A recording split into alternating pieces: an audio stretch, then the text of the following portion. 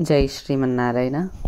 इंद्र उवाच नमस्तेस्तु महामाये श्रीपीठे सुरपूजिते शङ्खचक्रगदाहस्ते महालक्ष्मी नमोऽस्तुते।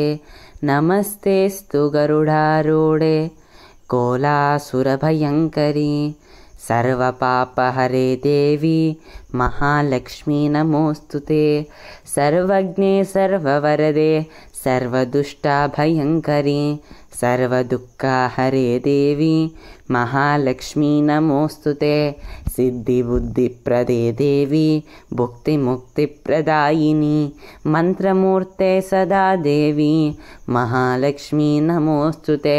आद्यान्तरहिते देवी आदिशक्ति महेश्वरी योगज्ञे योगसम्भूते महालक्ष्मी नमोऽस्तुते। स्थूलसूक्ष्ममहारौद्रे महाशक्ति महोदरे महापापहरे देवी महालक्ष्मी नमोऽस्तुते।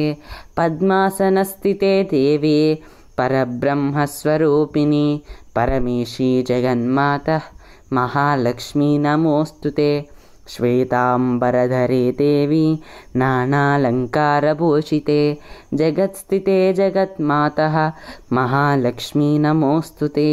महालक्ष्माष्टकस्तोत्रं यः पठेत् भक्तिमान् नरः सर्वसिद्धिमवाप्नोति राज्यं प्राप्नोति सर्वदा।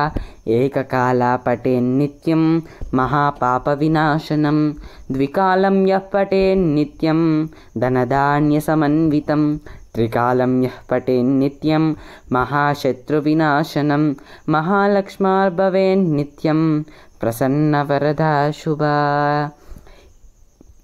इंत्या इति श्री इंद्रकृत श्री महालक्ष्माष्टकं स्तोत्रं सम्पूर्णम्।